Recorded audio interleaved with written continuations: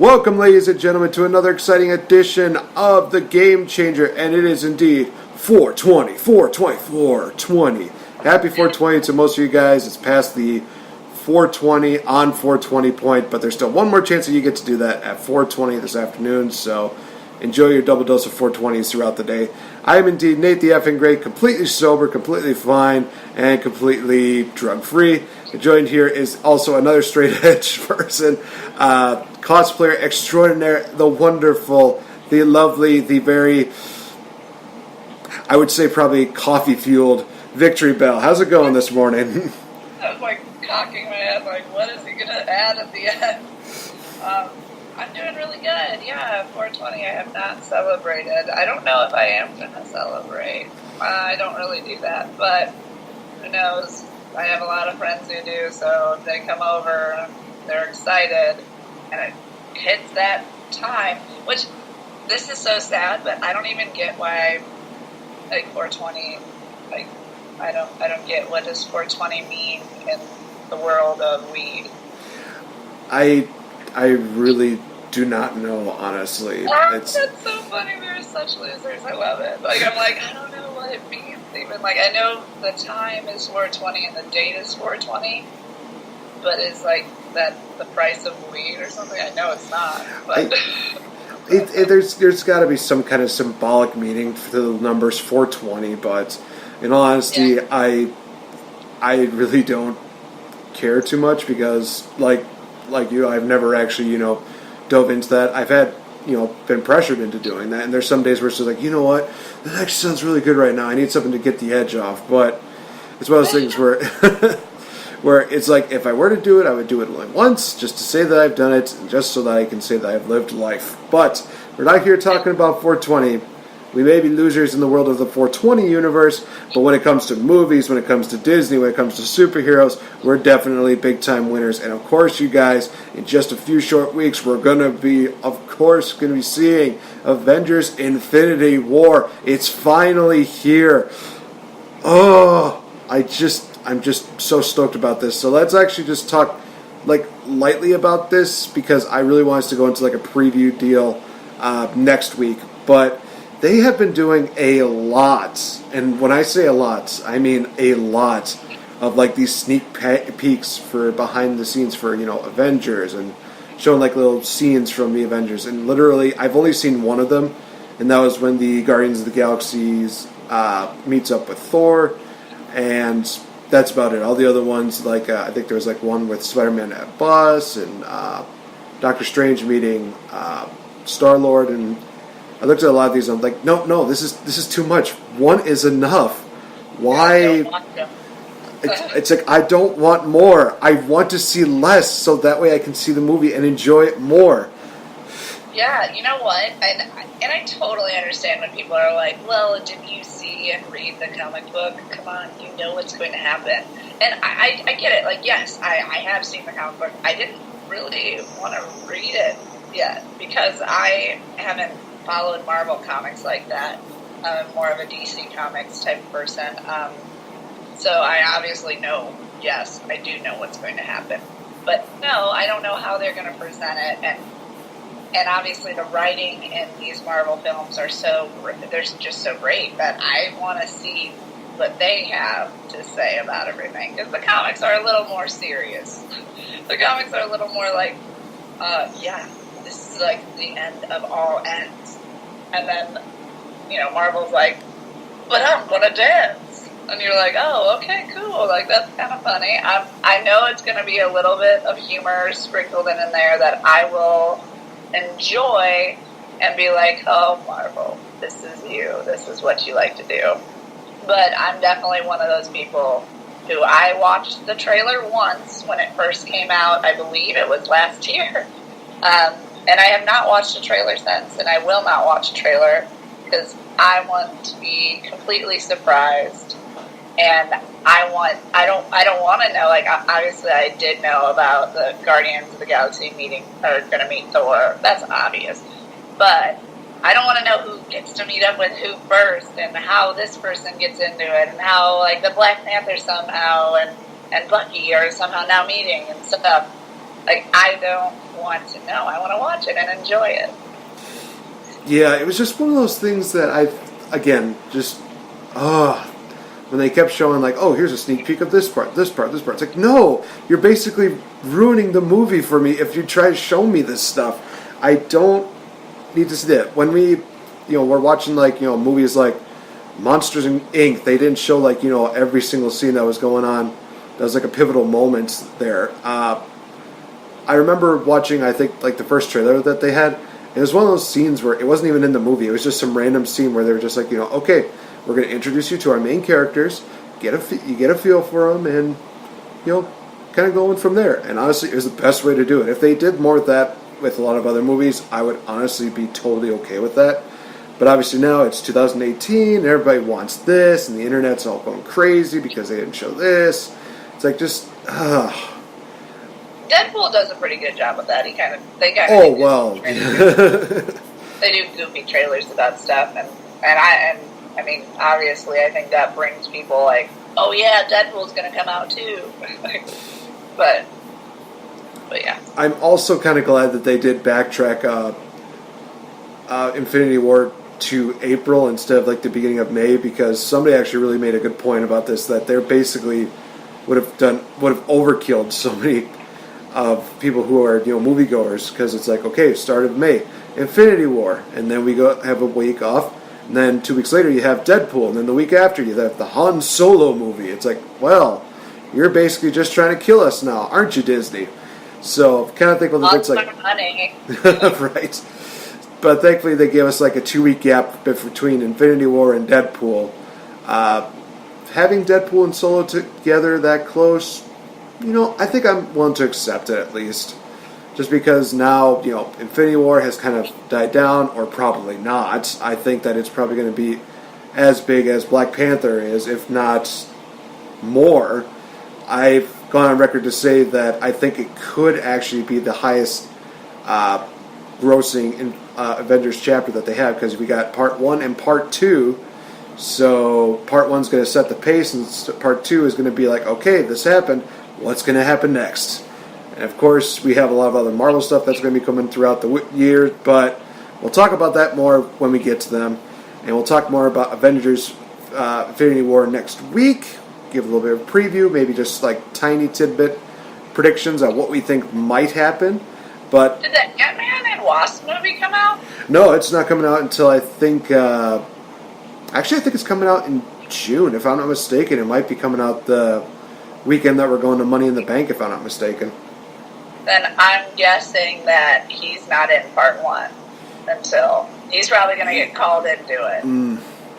You know what? I could see that. I could honestly... They should do that, because otherwise that's freaking weird, unless they, like, start the movie off with, like, 5 months ago. Right. You're like, oh, okay. Super glad you guys prepared this movie in time. Yeah, I think that's probably the best safe bet right now, is that Ant-Man's probably not going to come until Part 2, so... And who knows, they might even bring the Wasp into it too, because... They will. Yeah. But one of the reasons why we wanted to do this podcast was to talk a bit about movies from the past, from the present, and just how they've really differed from years. There's just been a lot of things that have gone on from when movies started back in, I want to say, God, it's been like a long time, bottom line. I mean, I can't give you guys the exact date of when like the first movie was ever created, but we've grown. You could if you looked it up. just for the heck of it. I'll let you look that up. And yeah, it's just crazy how it's gone from just from being black and white to having no sound. The acting has been growing ever since then, and so many things have just really happened ever since the first movie. So yeah, we're gonna kind of dissect each of movies from these last few generations, and really focusing on 3 things. We're going to focus on visual effects, on the acting, as well as on stories, because those are the 3 main things that really seem to be focused throughout any type of movie. And some people might contest me on that. I say bring it, but I digress. 1888. 1888. Holy crap! That's like The first movie ever made, oldest surviving film on record, verified by the Guinness Book of Records. wow. So that would be about 100 and 200. oh 200. Oh, right. That's right. No. It'd be No, like, almost. No, only 108. I think it's like actually like 130. We can't math. It's too early. I think it's 130 years actually. Gross. It's absolutely insane. 130 years of movies. That is just absolutely insane. So, where to even start with this? I think let's just start with something that you and I can definitely relate to, and we have definitely talked about even before the podcast even started. It was literally to the point where it's like, why are we not recording this right now? Because this would be like a really good thing to talk about. Starting off with acting, of course. Obviously, a lot of people have parodied, especially during sketch comedy shows, about how crappy the acting was, where they're just like, oh no, crazy monster, ah, to literally now, a day, people are going to see horror movies, they see people get scared out of their minds, where they're just screaming, bloody murder! It's just absolutely looking like, oh boy, we're done. And I just think it's absolutely amazing how, whether it's, horror movies, action movies, comedies, how it's just basically evolved from there. Obviously, when we talk about comedies, we could basically start off with just, the black and white movies where they're just doing like these slapstick humor things, and they're just randomly deciding, hey, let's just have this guy say this, and he'll get, hit with a piano, or he'll get hit with a pie, or he'll get something like that. Love that. You gotta love the classics. Hit me with a piano. Oh no, my eye! Family Guy reference, see if anybody catches that. So, yeah, with everything that's gone on, gosh, I mean, everything that has gone with acting is that I think that as years have gone by, there's a lot of people that don't even do it for the passion of acting anymore. They're just doing it for one thing and one thing only, and that's the green, and that's the money. And you don't believe me? There's a lot of pretty good examples of that. I think that Rachel McAdams and Ryan Gosling are one of the best examples. They absolutely hated each other during the filming of The Notebook, but they really turned out to have one of the best movies of all time. I've gone on record to say that, Dakota Johnson and I got it. I'm going to look up this guy's name because it's killing me that I am not this factually, Christian Grey character. Yeah, the Christian Grey guy, whatever his name is. It's like, just call him Bob for all I care. But yeah, again, they did not like each other, so shockingly enough. And it's just one of those things where, this is again, Jamie Dornan? Huh. I never would have figured that. Jamie? Yeah, it's Jamie Dornan. There's absolutely no reason for that to be interesting. I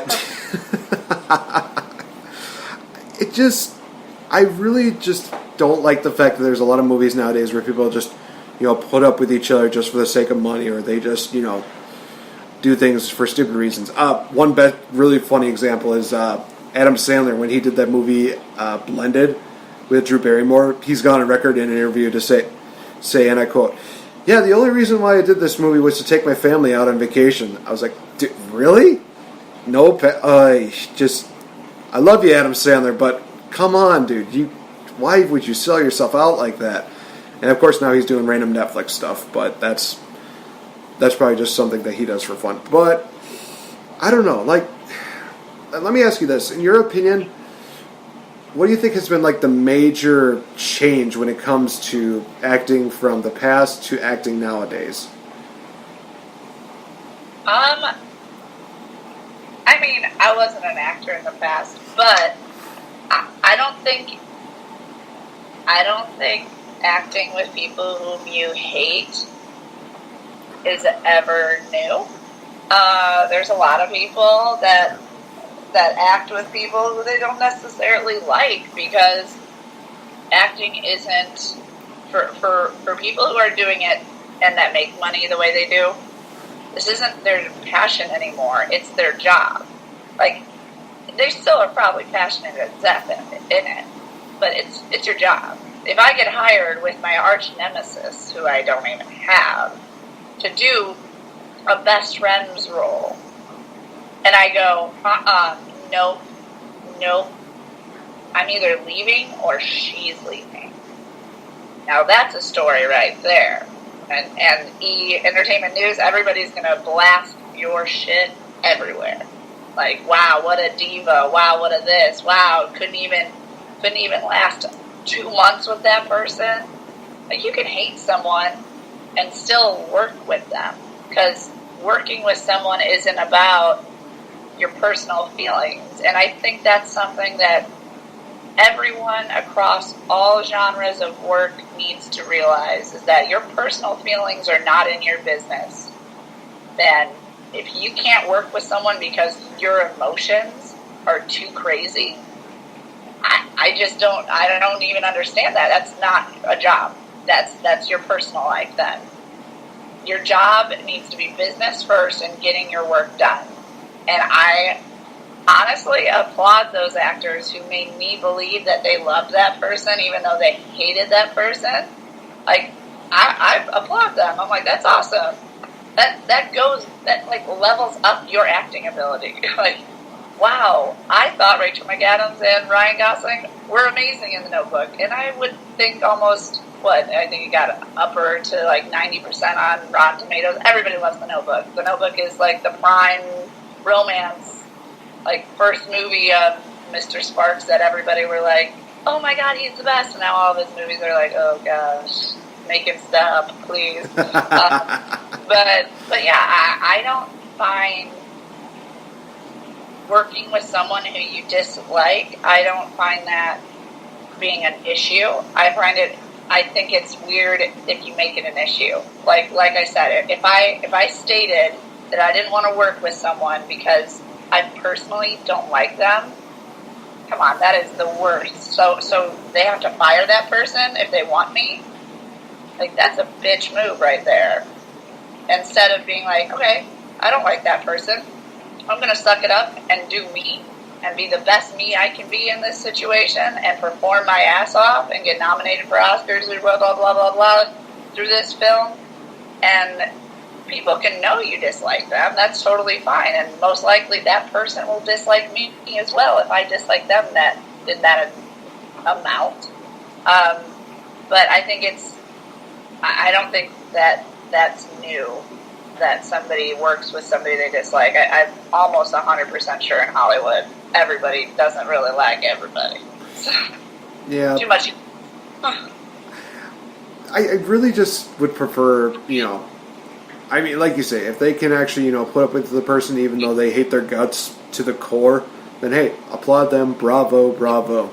I just really do like it better when, you have people who actually enjoy working with each other. Like, I'm going into a different direction, but still drives the same point. Charlie Sheen is probably one of the best examples. Him and John Cryer on Two and a Half Men, they definitely do seem like, they were enjoying working with each other. Best examples of that, like, you could look this up on YouTube anytime. When they do the bloopers and the gag reels, you definitely can tell about how they're just seemingly always getting along, and even though they're screwing up, they're always finding ways to make each other laugh, and they just enjoy each other. And even in interviews, they're saying, yeah, I've always enjoyed working with this person. I've always enjoyed the fact that, they made me laugh, and they always knew how to be coming in. And of course, obviously, people know that I'm talking pre-winning Charlie Sheen and before he decided that somehow he was higher and mightier than God himself. But, during back in the days, again, when he was just, this regular guy who was just, going out there, being passionate about acting. He didn't let the fame go crazy. He was just like, you know what? I have a great group of people that I work with. I have a great group of people I work with behind the scenes. Just going to go out there, do my job. And, hey, if I screw up, as long as people, at least have a good time, that's what matters. And I think that's always the other thing that really is something that I think a lot of people really don't take into account, is that not only do the people who are acting have to enjoy it, but the people who are watching definitely need to enjoy it. Like, there's a lot of movies. I've already got 2 on my list where I've had basically said, yeah, these are like 2 of the worst movies I've seen this year. Like I said, Strangers, Pray at Night. Jeez, it was supposed to be a horror movie. It's like, nope, this is just a joke. Hard for me to enjoy that at all. And then, of course, well, I'll get into this more on Monday. Recent one that I just saw, Truth or Dare, was one that I was like, well, it looks really good. But then I was like, huh? This movie just, no. But I think that, that's something that has evolved as years gone by, is that people are actually starting to enjoy these movies more. They're enjoying people that are actually, realistic. And I think that's one of the things that is kind of missing, is that they're always trying to do something that's either, fictional, too made up, I guess I could say, or just focusing on something that seems real, but in a sense too cheesy to be real. Yeah. Yeah, no, I mean, that sucks for those movies, though. Well, I mean, you win some and you lose some, and I already know that one movie that just came out, the one with Amy Schumer, I Feel Pretty, I look at this movie and I'm just like, no, if I see this movie, I know it's going to be number 3 for me. It's one of those things where I watch the trailer and I think to myself, okay, so basically this woman who's more bigger boned, she not really appreciate, who she is.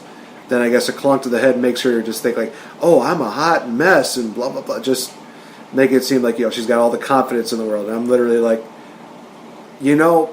I would love this movie, but the problem is the actress choice is not one of those things where I'm just like, oh, this makes me want to go see this movie. It's like, it's Amy Schumer. She has gone on record to talk about her personal life and about so many other things. And honestly, one thing that made me really not like her is what she said about Ryan Dunn during a roast with Charlie Sheen, where, oh gosh, I can't believe I'm going to mention this.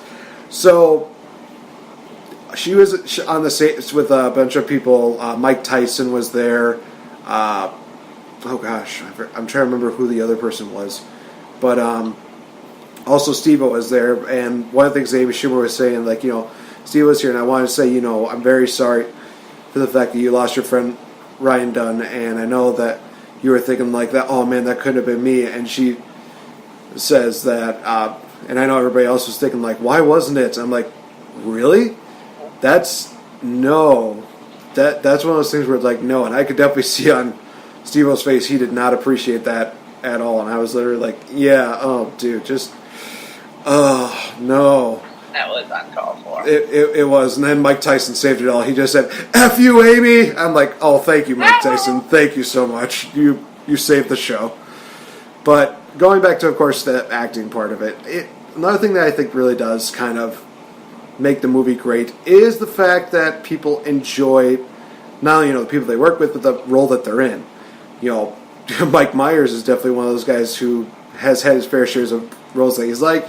Austin Powers, he looked like he was having fun with it. Then we go into a movie like Cat in the Hat, and he's gone on to admit, like, oh yeah, that was basically a personal hell for me. Like 4 hours of makeup and just getting into that bodysuit, and I'm like, dude, you have to be miserable in that.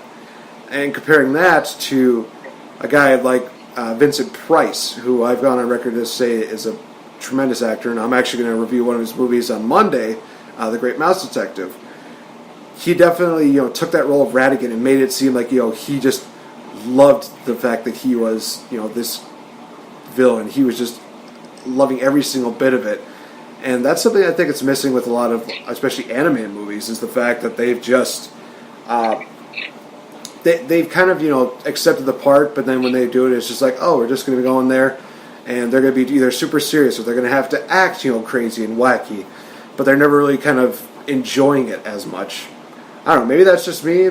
Maybe I'm just looking too far into it, but I don't know. I don't think there's very many people that can look at some of their careers and just say like, oh yeah, this anime movie that I was a part of was like the best of my career.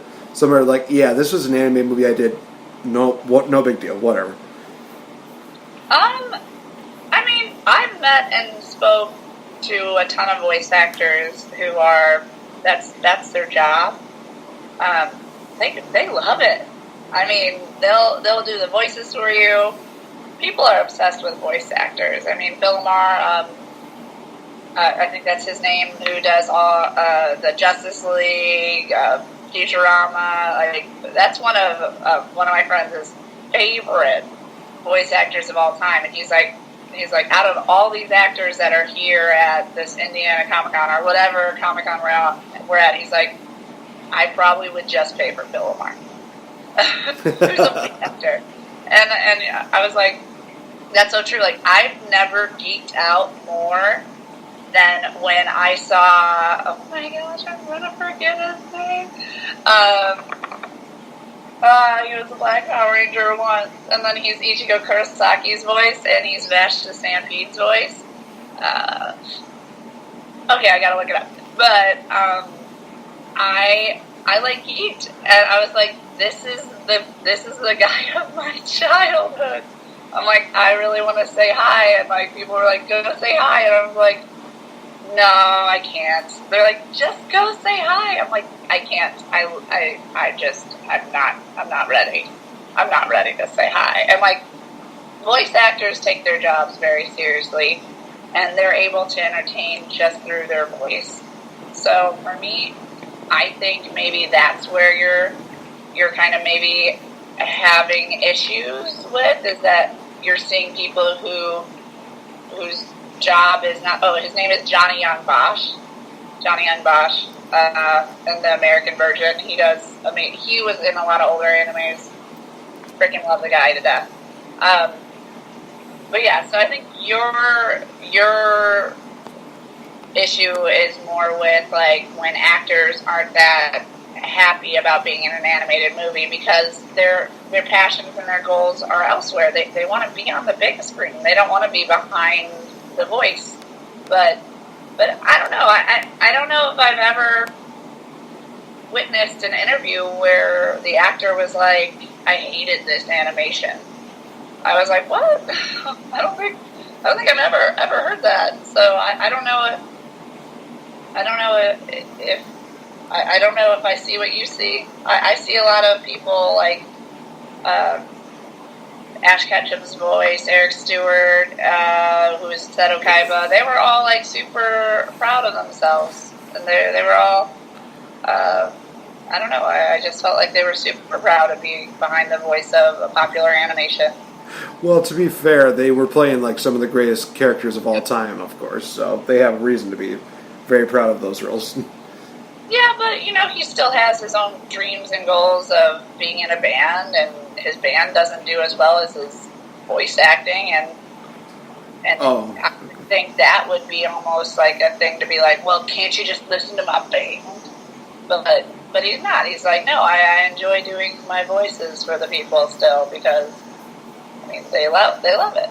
And I don't know, I just don't see what you're seeing. If you have an example of somebody who, like, came out and was like, yeah, this was a joke, I didn't even want to do this, like, I would be like, okay, I can see where you felt that way. But I don't know, I've never talked to a voice actor that was like, yeah, I'm embarrassed my name is behind this. And I would be like, whoa, you probably shouldn't say that. Well, maybe one pretty good example of them probably not liking the anime feature they did was probably Emoji Movie, because let's face it, just about everybody hated that movie. I would not be surprised if Patrick Stewart was one of the few people where he's just like, yeah, I just did this just for the money, man. And I'd be like, dude. Like I said, I wouldn't be surprised if he did, because it's literally one of those things where it's like, so dude. This isn't a real example. No. I'm just saying. Okay, that needs to be clear just for everyone. Because I'm like, I don't know if Patrick Stewart would ever say something like that. Just about. I thought I would actually do a search on has anyone ever hated doing an animated feature. And one of the first few things that they put down, one of the first few articles that popped out was proof that the Oscar voters are clueless about animation. I'm like, wow, that's a little bit dark. That's a little bit. But this was like in 2015, so this is 3 years ago. Okay. But yeah, maybe I'm just wrong. Well, it's not that you're wrong. You have a personal preference of what you think, but I would just like to know that it's a personal preference and not a factual thing. Because if you had facts, if you have people that you heard on an interview or that you know didn't like the fact that they were in an animated movie, then you're totally valid, and I'm all right with you saying stuff like that. But in general, for me, I've never heard someone say that this was an embarrassment to my career. Why did I even do this? Oh, probably because I got paid money. I've never heard that, so I couldn't say that's why I couldn't say it. But if you feel that way, that's totally fine, but then you have to just, disclaimer it with, these are my feelings towards it, and this is how I feel. Because I don't think anyone would go out and just say, like, by the way, I did this for the money. I think their PR person would be like, no! Idiot! Because that's what I would okay. do. I might have one, even though it's not a full-fledged animated deal. They were still kind of like CGI animated into the movie. Bill Murray from the from Garfield the movie has gone on record to say he definitely did not like being Garfield in that movie. So, I mean, it's not one of those things where it's like it's a full-fledged anime movie. It's like, well, no, it's one of those things where CGI animation. So yeah, well, he's not really in it. He's a cat, so that would be something. If Bill Murray said he didn't like it, then Garfield wasn't a good movie. So like you said, if it's not a good movie and somebody didn't like it, obviously the passions weren't there. But no, that's just what I'm asking. Like, yeah. I'm like, hey, just make sure, I know what you're saying. I know what you're saying, and I'm like, if people don't like what they're in, it's not going to be good. And you want people to be hired who really want to do that. And I get that. But, it's like, if you're not for sure that anyone has done it, then just, be like, this is my personal preference about it. Because that's kind of, it is your personal preference. Fair enough. I will remember that for the future. And, oh, sweet. Seems like my dishes are done. So, yeah. So, I do apologize for anybody that was probably thinking, I'm trying to focus on this podcast, but there's something going on in the background. That was me doing my dishes, so I apologize. But I figure it's one of those things I had to get done. So, but yeah, anyway. So, again, with the acting, like I said, the main thing I would really love is just for people to actually, still be passionate about the acting process and not be more focused on the money. It's like the money is more of a benefit, but the fact that you're actually doing this role and you're working with people that you like, it's one of those things that I feel is more of a greater benefit than just being paid. I mean, like I said, being paid is an extra bonus, but you're working on a role that you absolutely love and you actually work with the people that you enjoy with. I'll do one personal example, actually, that I've actually done to show appreciation of people that I worked with. The first time ever, I did Joseph in the Amazing Technicolor Dreamcoat. This was back in 2010. That was a rough year because I did a couple productions, and then that was also the year I had my my accident. But before that even happened, I did Central Wisconsin Children's Theater's show of Joseph and the Amazing Technicolor Dreamcoat. And I remember we did two shows, one in Wausau and then one in Stevens Point. So after the Stevens Point shows were coming to an end, I thought, there's some people here that really deserve the kind of recognition and they deserve a little bit more, debt of gratitude for, all the things that they've done and also just for being amazing people. And I didn't want to single anybody out, but there was just some people that went a little more above and beyond and some people that I would definitely call friends. I enjoyed working with everybody. I want to set the record straight there. I don't want anybody thinking that, I had a miserable time doing that show, because I didn't.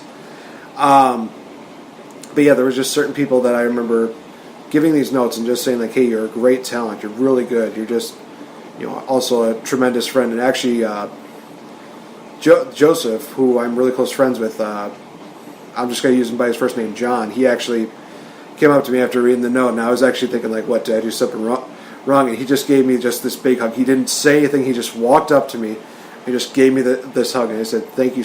He just says, "Thank you so much for that. It really made me feel good." It's that kind of connection, that kind of emotion that I would really like to see with people. I've seen a lot of behind the scenes stuff, TV show wise, and even some for movie wise, where they actually do have those kind of moments where they're just thanking everybody, they're giving hugs, they're showing that actual feeling where it's like, yes, I've enjoyed working with you.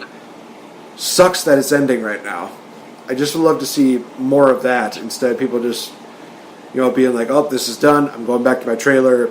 Let me know when the next scene is up," because I know there are people out there that have done that. But when you have more fun working with the people that you are working with, it makes the memories and it makes the experience that much more better.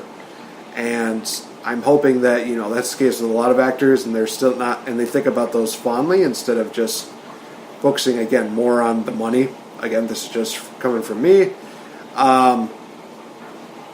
But yeah, I just would really like to see that more positive things. And I know that's asking a lot because there are people that are going to be stuck in their fame. They're going to be stuck with their fortune. They're going to be thinking like, "Oh, I'm going to do this because I know it's going to make me a lot of money." But for those that actually do the roles because they enjoy them, they got more adoration from me and more respect from me. Nice. Yeah, you can definitely have your preferences. So I think we've gone on long enough about the actual acting experience. The next one that we had was talking about story. This is one where I think there could be a lot of debate about, because some people would say, stories back in the day are better than the ones that are now, and then there are people that are saying like, "Oh, the ones that are out now are doing so much better." I can cite two examples where you definitely do see a lot of polar opposites, but also great storytelling or horrible storytelling.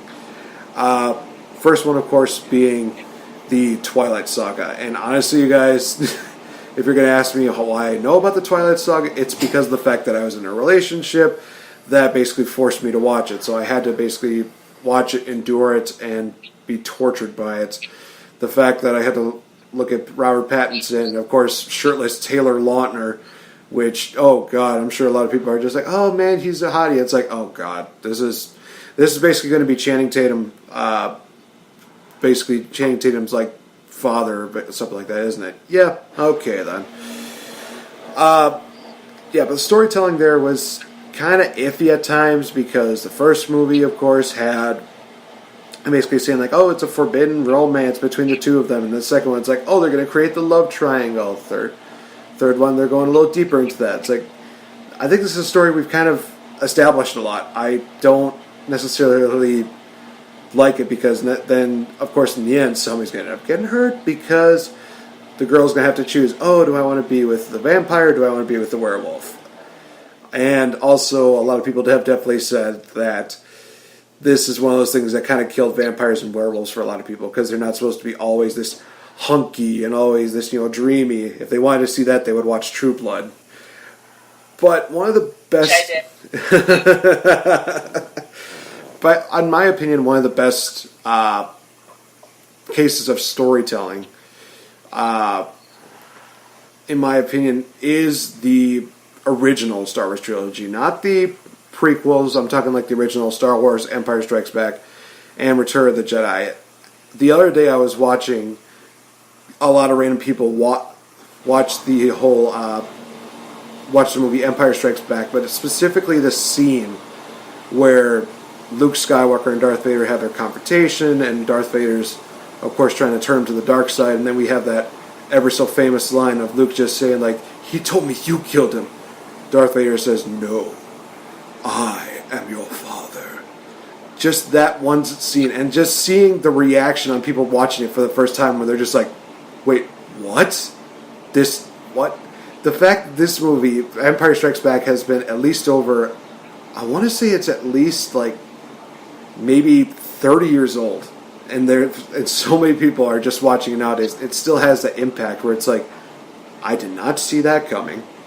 That's good storytelling. To where, you know, people are drawn into the movie that they're thinking, well, this is going to be the evildoer. This is going to be the one who basically kills our hero.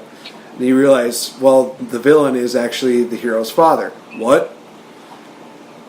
I love those kind of movies where, especially, they establish, you know, the actual villain right from the start. Not just build up to this whole deal where it's just like, oh, you think this person's the villain, but it's actually this person. Like, that's one of those things that I think Disney has kind of been lacking as of late, is that a lot of movies, and two of the best ones are good examples, Zootopia and Frozen. Zootopia, a lot of people think like, oh, this person's the villain, but nope, it turns out to be this person. Whoa, swerve at the end. Then Frozen, a lot of people think, well, Elsa's going to be the villain. And it's like, nope, turns out to be Hans, because they wanted to show that you can't fall in love with the first person that you met, I guess. With the biggest question mark ever, I guess. I don't know. I just really love a good story where they not only have, you know, good surprises.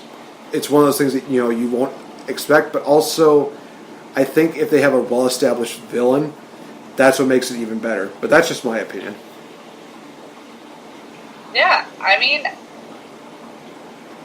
story is hard to talk about.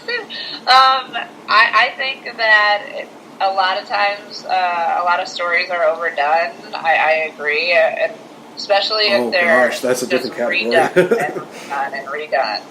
Like, oh, we heard this. Oh, we heard this. Oh, great, another Blade Runner. Oh, but it's the same exact thing.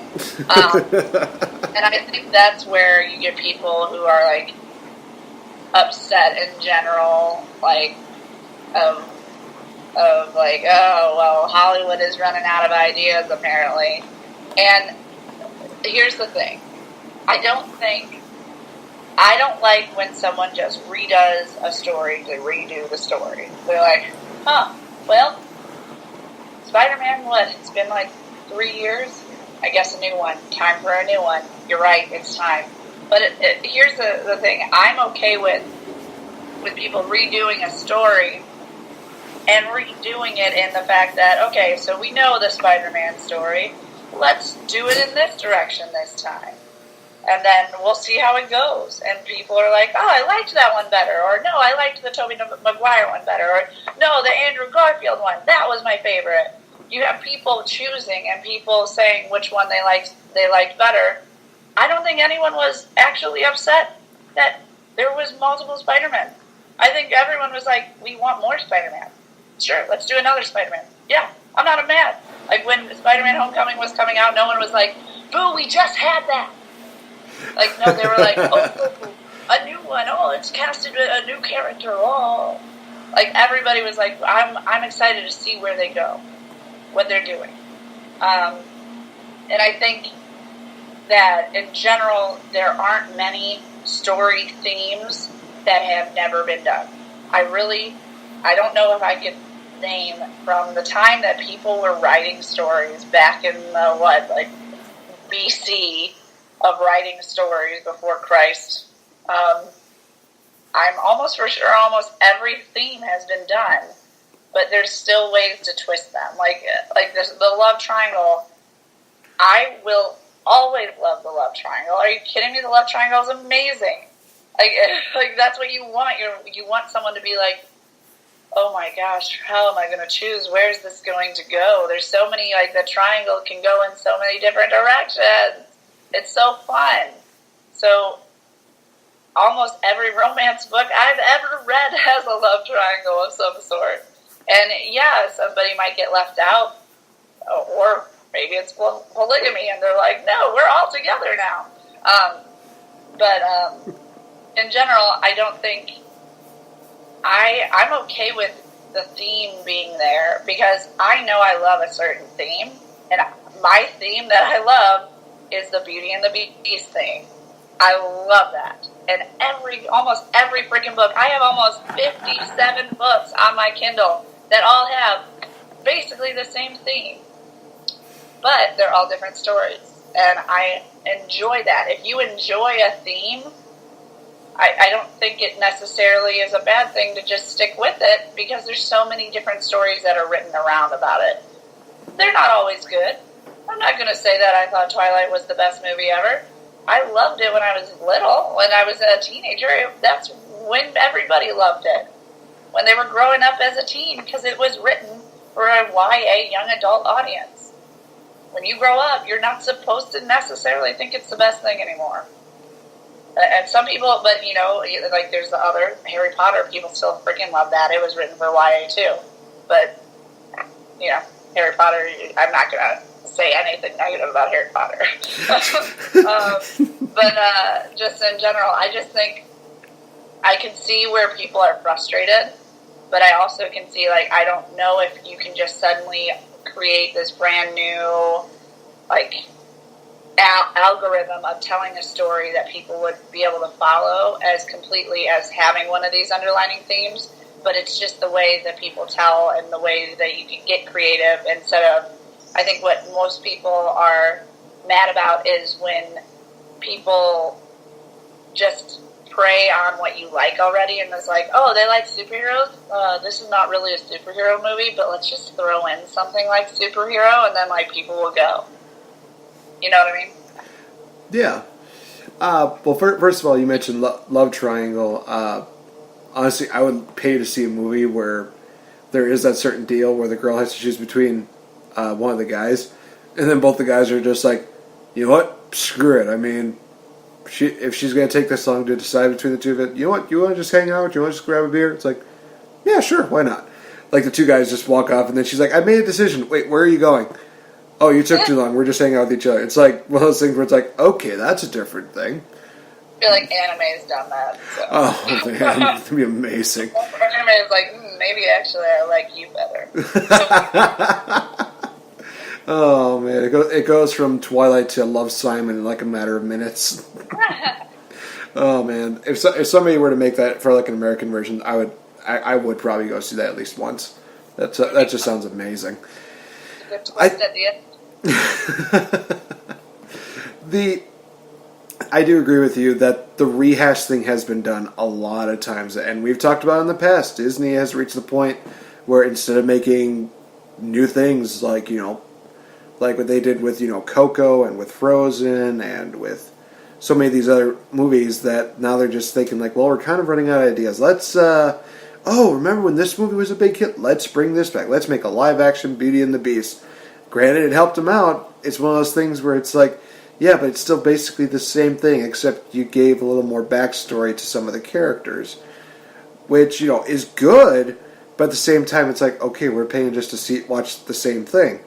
And of course, they're going to do rehashes of Dumbo and of Little Mermaid. They're going to do one for Mulan, but it's not always a bad thing.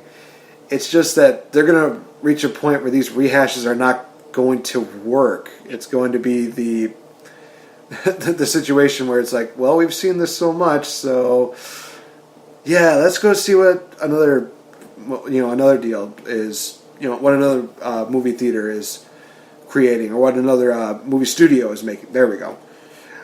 So I would really like to see more original deals, even though that's near to impossible. I think that one of the reasons why Black Panther was so successful is the fact that it is something that is just completely different. And the fact that, you know, we have a African-American superhero who honestly is probably one of the most badass characters in all Marvel right now.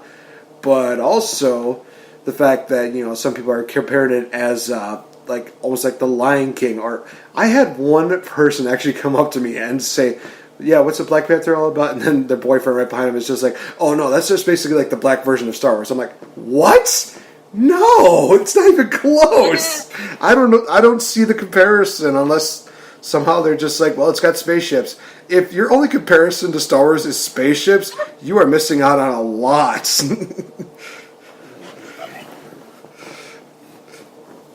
That's really funny. It was just one of those things where I'm like, wait, what? I think I literally wanted to keep that in my thought, but my thought was just like, no, this needs to just come out out of your mouth right now. Because Yeah. it was literal shock. But, yeah, I think if people do try to, still stick to the status quo with, some of the stories, but try to rehash it, sometimes it'll work. But then there are other times where it's just like, well, we want to do like a Beauty and the Beast type deal. Let's try a modern day one. Let's do something called Beastly, and just is the person ugly? Well, not really. He just has no hair, and he's got these tattoos all over his face, and it's just like, well, it's all about finding the beauty within. And it's like, is the only good thing about this the fact that you got that girl from High School Musical? Probably. It's like, dude, that was so bad. The book was so good too. So they literally like took the book and then they like pooped on top of it, and then they were like, okay, we're done. That is also another thing, is that they are really relying on other source materials to actually give them motivation. Like, of course, Love, Simon, Ready Player One, those are movies that were based on books. And now they turn them into movies, and some of them have been wide successes, and the others have been absolute flops. And then there's other source materials, like they'll rely on video games. Oh, God, that just... That is really rotten to the core. I mean, do I have to go through the list again of Assassin's Creed, Doom, Lara Croft Tomb Raider? Some people would say, like, no, but that was a good movie. It's like, the action was good. Story was absolute garbage, though. That's just my opinion, but... Yeah. I mean, it's, again, books have always been a good inspiration for script writing, and I'm cool with it. I enjoy when people, like, I really do like when they take my favorite books and like try to put them on the big screen. But yeah, you take a big risk too. Like, you're like, okay, this is a fantastic book. Like, I mean, like the Harry Potter series, I'll go back to that. Like, they started the movies, I think, in the 2000s, right? Like the 2001 almost. Like, that was a big deal, like, to bring that book into the movie world. And yeah, they left a lot of stuff out, but people enjoy those movies and they love them, and they think, hey, they did a good job for what they did. And I have a few books that I know, like the Twilight series is one of them, that you're like, I didn't like the movies as much as I liked the books, and I think the casting was bad. Jacob Black, Taylor Lautner's character, awful. He was not who I thought Jacob Black was. I was okay with him being like the young Jacob Black, like before he turned into a 6'5" behemoth man. And I was like, oh wait, isn't he 5'6"? You're missing a foot, bruh. Like, can he grow? Does this kid grow? No? Okay, well, that's wrong then. That's wrong. But yeah, you take a risk doing a book because they already got a whole fandom. So, and like Me Before You was a good one that came out, I believe last year, which had a relatively big fan following for the romance novels. And they had to cut out a lot, but all in all, like, I was like, oh, I wish they didn't cut out some of these things because it would explain the main character a little better, but it wasn't a bad movie. I'm like, they did pretty good. They did pretty good. Emilia Clarke is in it from Game of Thrones, the dragon, Khaleesi. She's in it, so she does a good job. And it was a cute movie. But I'm like, still like the book better, but you can still enjoy the movies. But we probably should move on to effects, because, Well, I was just going to say, other than that's I probably mentioned this before, but when I was growing up, I was never allowed to watch the Harry Potter movies. Why? My parents, mainly my mother, was really dead set on really having me focusing on my Lutheran Christian values, and both my mom and my dad really thought those Harry Potter movies were just not that healthy for a young mind like me. They were just saying, like, well, it practices witchcraft and wizardry, and of course it's like it's from the devil. And nowadays I can look back and kind of laugh at that. Not at the fact that, they were so hell-bent on making me not watch these movies, but now the fact that I can watch those movies. I watched, I think, maybe one or two of them, and I'm just not into them. It's one of those things where it's like, I mean, it's one of those things where it's like, well, I mean, I guess they're YA. I mean, for me, it's hard to get into anything YA when I'm not YA, which is a young adult. Okay. young adult writing is for young adults for a reason, because they don't do some of the things that older adults do. And when you're an adult and you don't, it just doesn't satisfy me ever. Like reading a YA book, like they'll be like having great conversation, which is great writing. Like, don't get me wrong, but like if like the end result is, and he held my hand and I was satisfied. Like, I'd be like, what the? Did he hold your hand taking you into the bedroom? I don't know what happened. Nothing? No kissing. Oh, okay. Like, okay. This was a waste of my life. It's not about the physical connection. It's about the emotional connection. That's what's... Of course, right. Because young adults don't ever do anything really inappropriate. But, like, there's also why, like, Harry Potter isn't a romance novel. Harry Potter is an adventure. And right. It does have good adventure. I enjoy it, but, yeah, it's about kids. Like, I would rather have adults. Like, I feel almost like creepy. Like, let's read about these little kids and their lives in school. Like, it's just, I don't have that connection, and you're probably the same way. When you watch it when you're an adult, you're like, okay, they're kids with kid issues. It's not me. And the people who love Harry Potter, they grew up with Harry Potter. It's almost like they're Pokemon. Like, you grew up with Pokemon. If you watch Pokemon now, it's stupid. But it's cute. And I'm like, I can sing all the songs. I remember this episode. Like, the nostalgia is there, and the people who still love Harry Potter grew up with it. And that's really funny that you were not allowed to do that because it was a wizard book. That's funny.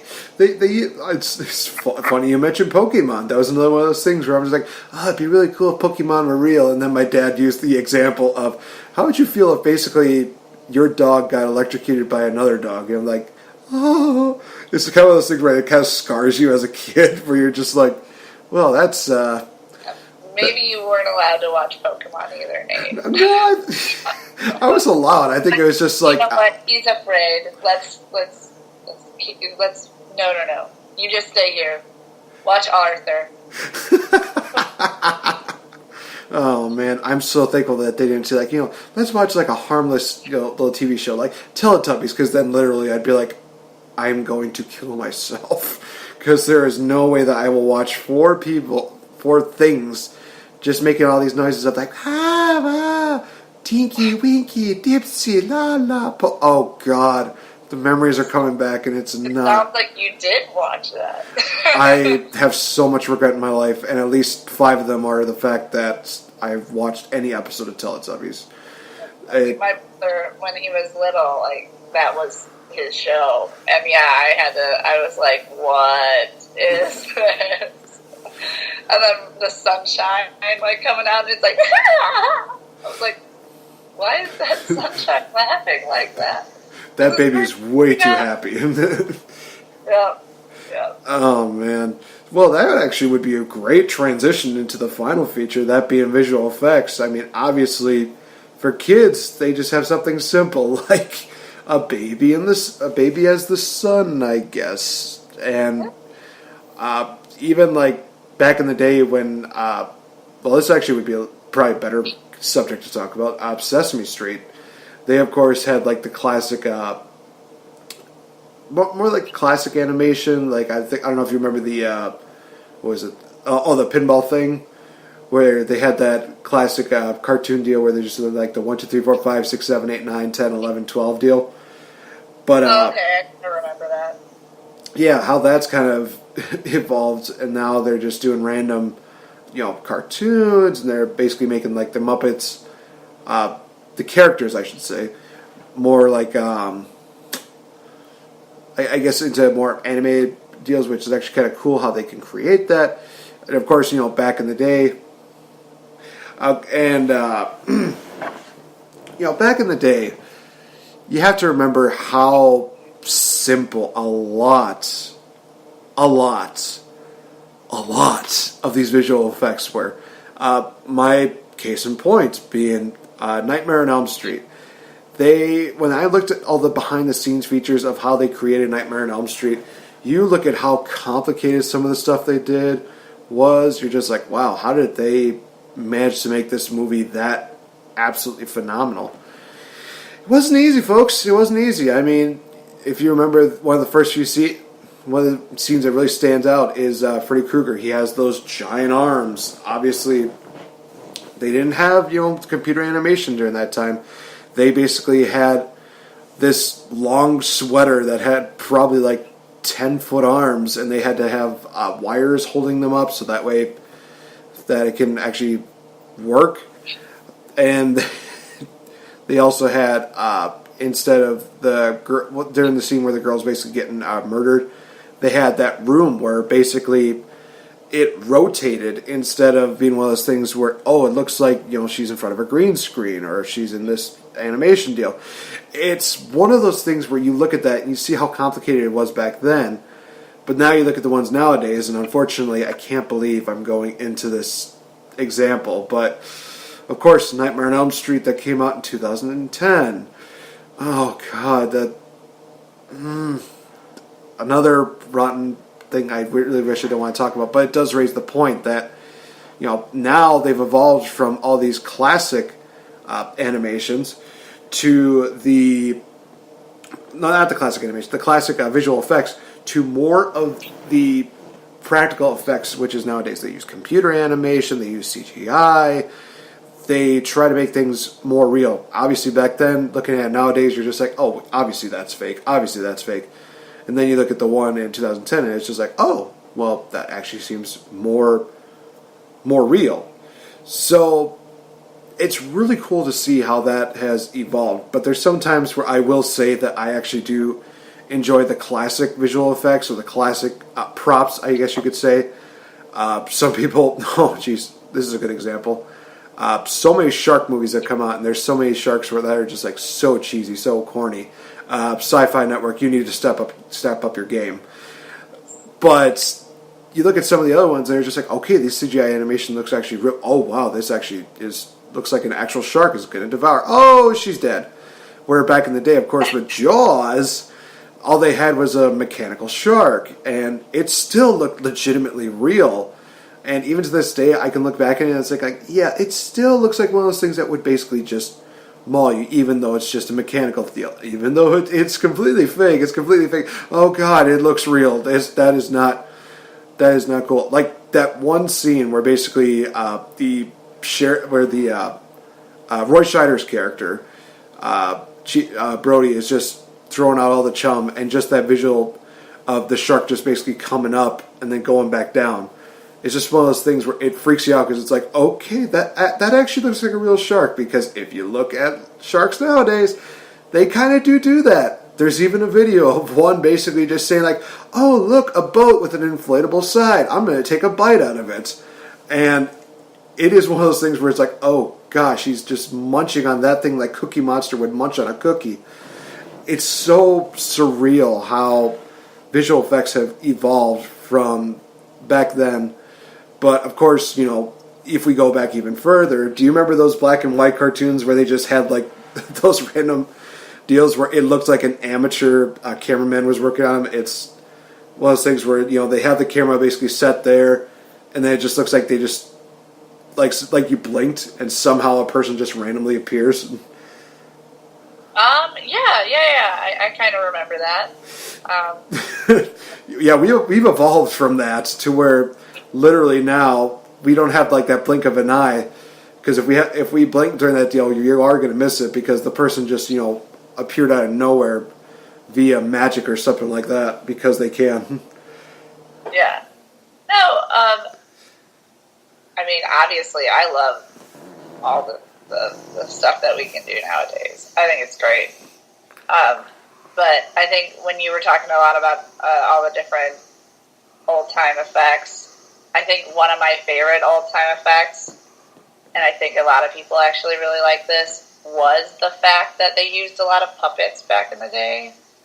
Like, I loved puppets. And I don't just mean, like, the Muppets puppets. I'm talking about the giant dinosaurs in Jurassic Park that were real creatures, and back in Pan's Labyrinth, and all these different, like, giant puppets. And they're still technically considered puppets, but I guess they're more animatronic puppets. So, like, you have to, like, people were basically, like, in these things. And the Star Wars, Yoda was a puppet, and these different things were used by different people to, instead of CGIing them, they had a real object to interact with, and all the lighting, all the shadows were real because the creature was there.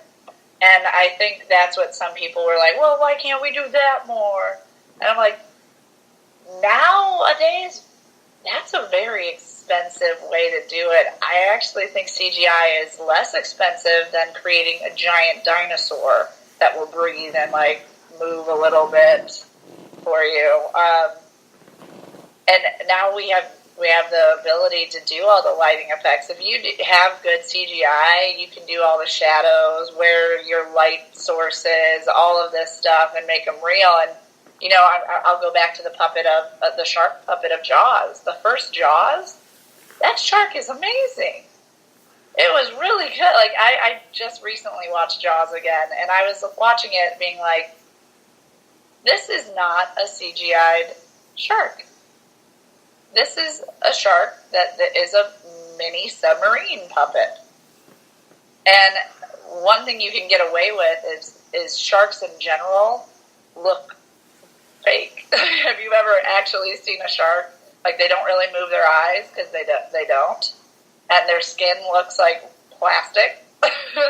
So it's like, I was like, oh man, this is the animal to do this is make a puppet shark, because they look fake when you see them in real life. All they do is open and close their mouth a lot.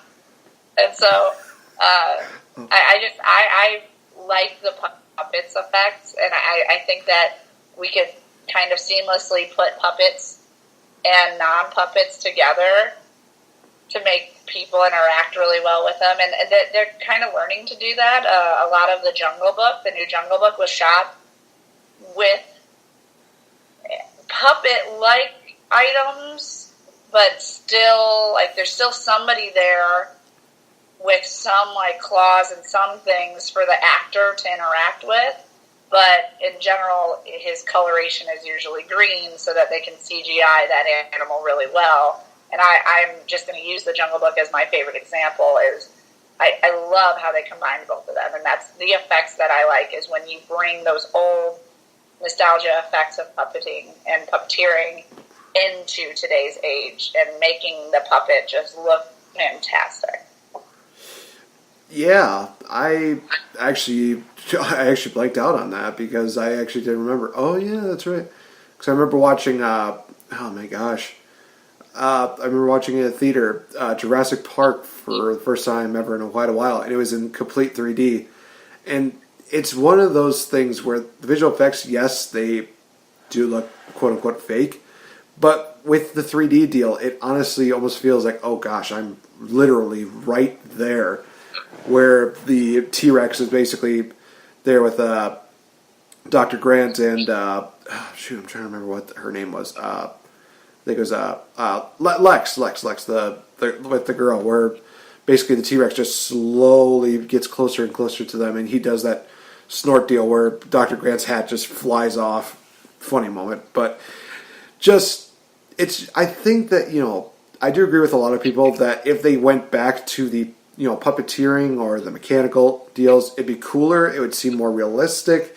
But you do hit a very good point, is that it is a lot just to create that stuff. Like the interactions between Chris Pratt's character and Blue, those would look a lot cooler if they were, if Blue looked more realistic instead of completely CGI, but it still costs a lot of money just to do that, and you have to also account for the fact that they have to do repairs in case it malfunctions or if it breaks. I remember horror stories about them when they did I think it was Jaws or Jaws 2, and they talked about how the shark would just malfunction, it would get stuck, its jaw would break, and it would just be a disaster. Where, of course, a lot of people look at CGI and it's like, oh, this looks way too cheesy, it looks way too bad, and I understand that, and of course, we could always bring up the Green Lantern example, but I think we trash on that movie enough as is, so we're not going to. But, yeah, I think if they add a little more realism to the visual effects, they can create for a lot of great stuff. I mean, Marvel, I think, somehow has found a way to make it work to a T where they can combine not only the visual effects, but also the real items and make it into something actually really cool. I think Doctor Strange might actually be one of the best examples of that because they combine like the mystical power of sorcery and they also combine a lot of the other real items in there. I think I'm trying to remember, what was the name of the green stone that they had, the eye of crap. Yeah, I don't remember, but it was an Infinity Stone of Intelligence. I know the green is intelligence, but yeah, I don't remember what it was. Yeah, it was the eye of something. But anyway, just the point being that if they can continue to combine visual effects along with, live action items, it's going to make things more real, and that's what's going to draw people more in. It's a good strategy. Is it expensive? Probably, but at the same time, it's going to be all worth it in the end because it's like, oh, you spent so much money on this thing. It's like your movie made about $10 million because of the fact that it was so real. Oh, well, okay then. We more than compensated for it. Yeah, way to go. Way to figure that out right now. You did it all by yourself. Bravo, bravo. Yep, no, I definitely could see them, and with the robotics, actually, the technology even getting better, I could definitely see them moving back into using some of these puppets more, and like I said, they still do use puppets, it's just a mixture of puppeteering with CGI, so I'm almost for sure that Chris Pratt was interacting with, like, either a person in the costume as Blue, or, I mean, it obviously didn't look like a raptor, but he's still interacting with someone, and that's why it does look good. But yeah, those connecting points when somebody does touch a CGI character, if you could, like, just build the snout, like, that's it. It's just things that they could do to make them better. But nope, I think that's good. Yeah, effects wise, that's my favorites, and that's what I hope to bring back sometime. And what also would be kind of cool is that I know I've seen a couple of Facebook videos that they've done this of somebody actually dressed up in a costume that almost looks like a T-Rex, almost looks like a raptor. And it looks so realistic that it's just like, oh gosh, that's actually real. If they did that, but also had the person like in like a green suit, honestly, they could really work off of that too, and it wouldn't cost them that much of anything. It'd probably be cheaper for them too. Yeah, I agree. Walking with Dinosaurs, the show is that's kind of most of those where those giant puppets are from. So, it's nice. Yeah, right. So I think that we will wrap it up on this section of movies then, now, forever, and what our thoughts are about them. We'll wrap up the show talking about this. We have been doing this for about a few weeks now, and we're finally at the conclusion of this March Movie Madness. We've already gone through the Disney side of it, and of course, everybody knows, if you listened to our episode last week, the winners for the Disney side of it was Beauty and the Beast for VictoriBelle and Aladdin for myself. We are going to be focusing on the Pixar side. If you haven't heard my predictions on what it should go down, then go check out the episode that I recorded a couple weeks ago, where I basically gone on to basically say that the best one on that side, in my opinion, was Inside Out.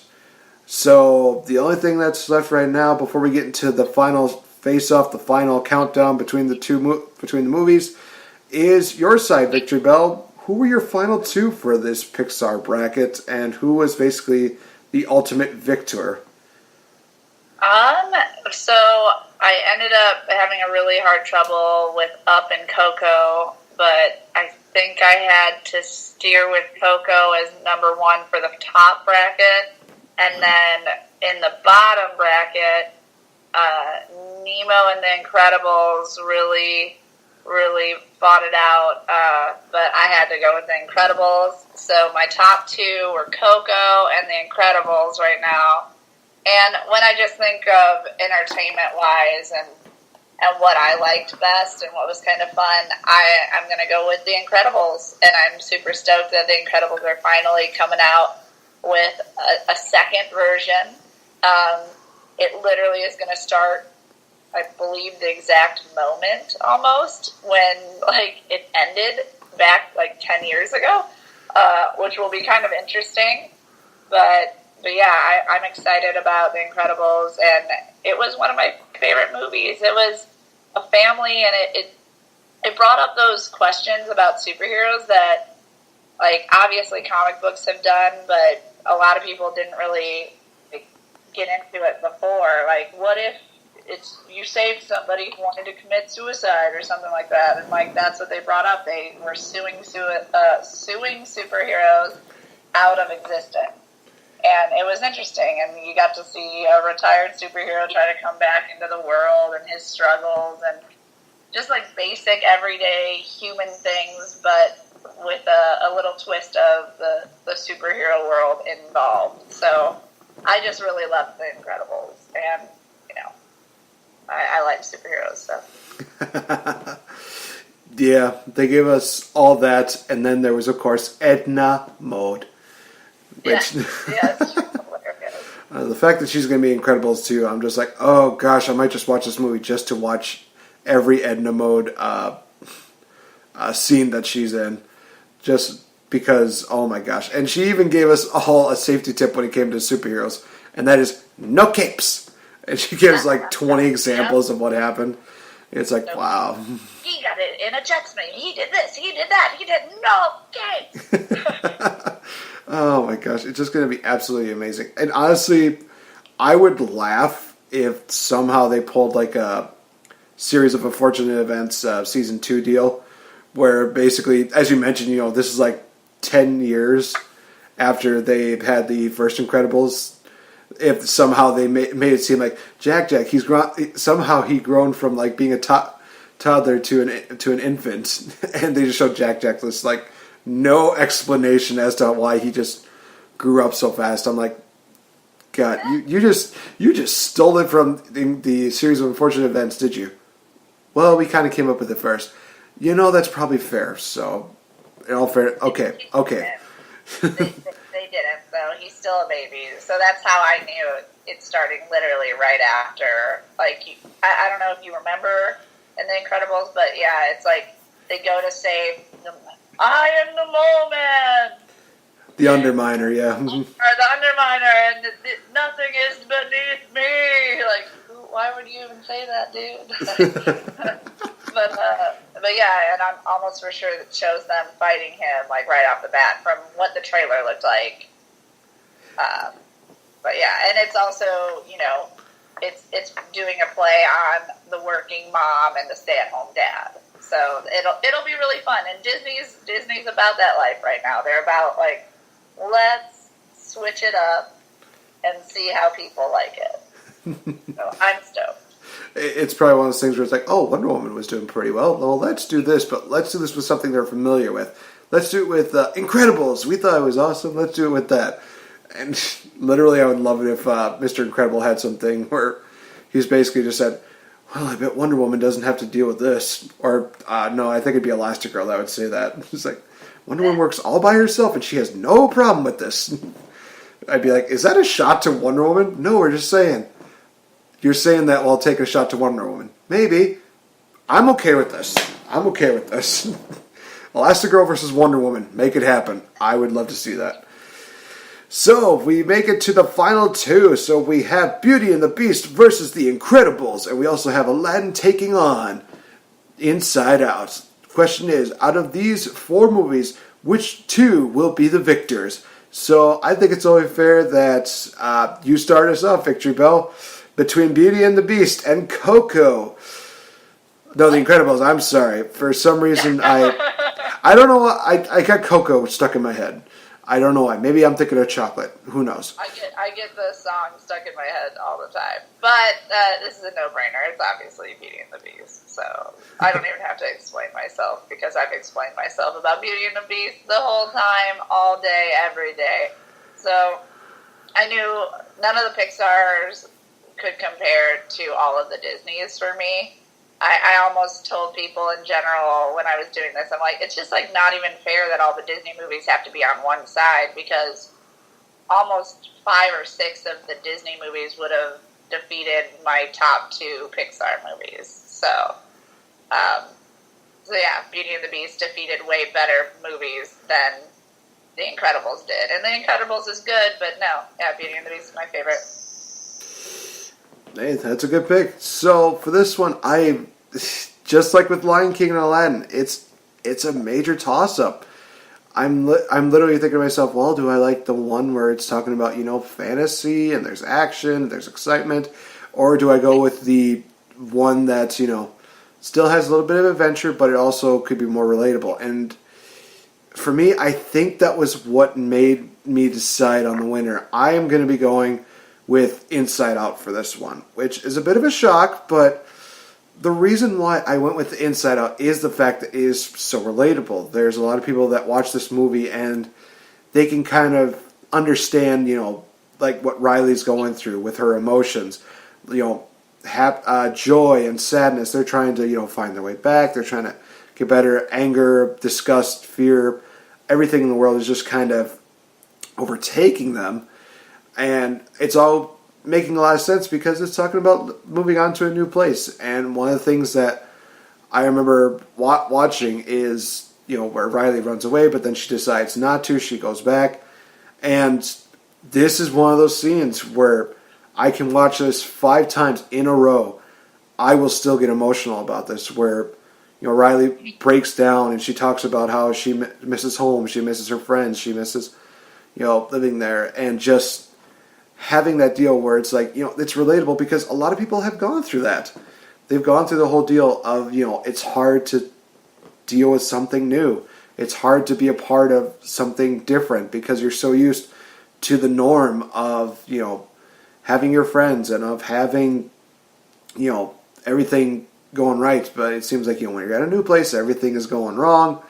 And it just, every other emotion just takes over.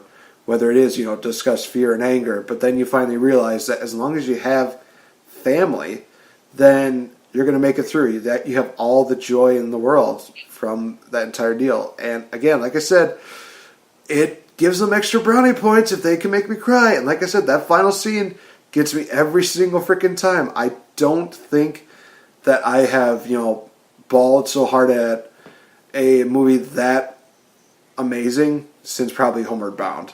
It was literally one of those things where it's like, wait, why am I crying? No, I'm fine. I'm totally fine. I'm not fine. I'm blubbering like a baby. God dang it. Inside Out.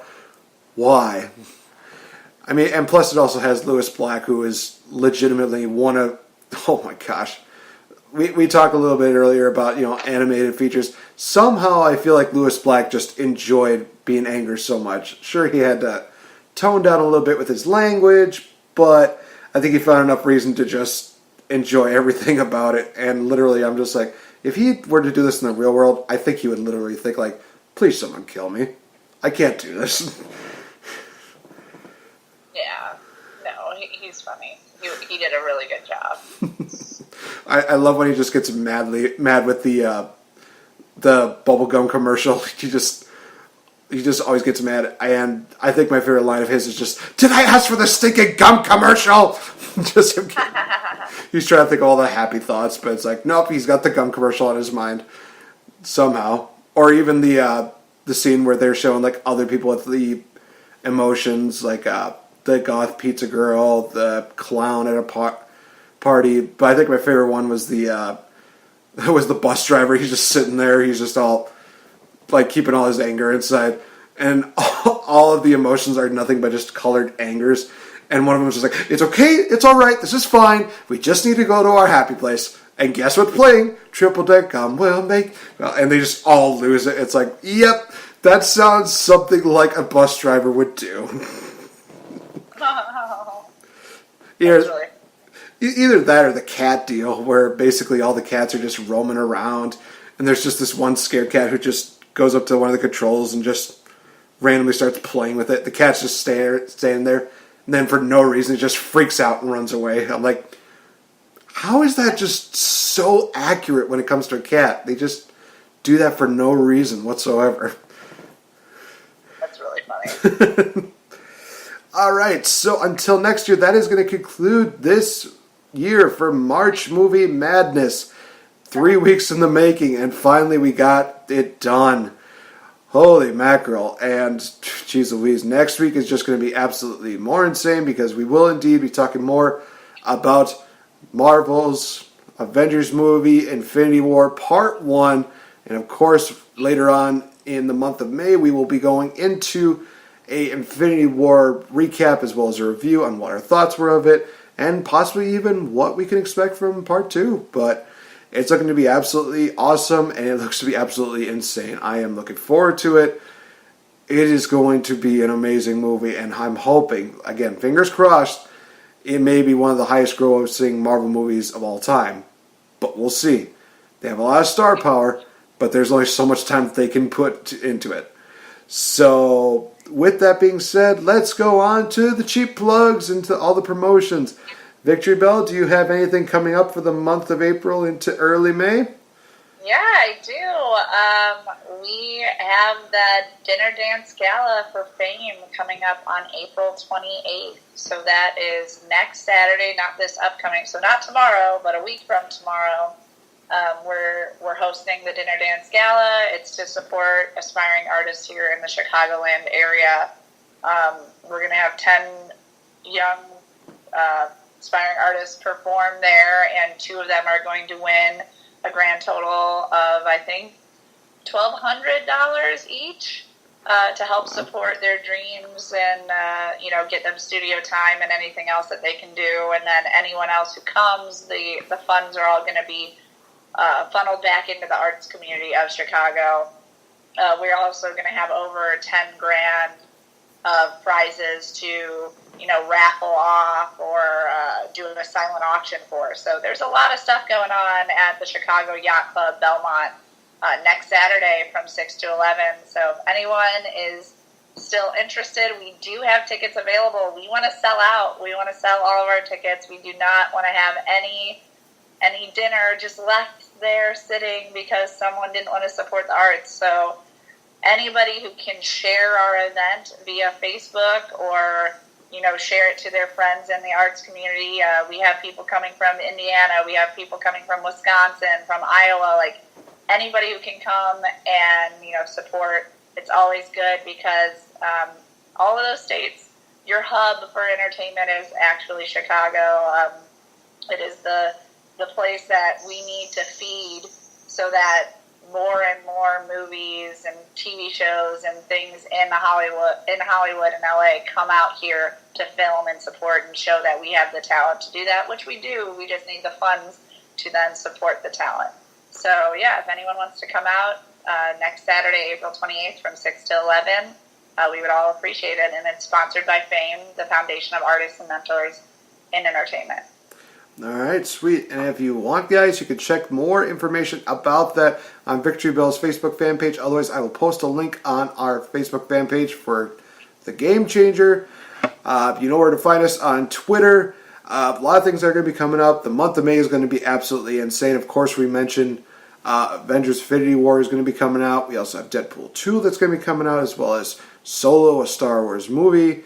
Also will be the start of a 3-part series that I will be partaking solo, ironically enough, talking about the prequels, going into how I would have rewritten them, how I would have made them out to be, so be sure to look out for that. Also, I'm going to do a little bit of a small little announcement on Facebook Live on April 30th, just before the beginning of May. So be sure to tune into that. It's going to be something that you don't want to miss, and it's going to be for a really good cause. So give it a little bit of a preview. So definitely tune into that. With that being said, this has been another great edition of the Game Changer. So for Victory Bell, I've been Nate the Effing Great. Thanks for listening in, and we will talk to you guys next week. Avengers Assemble. Bye-bye.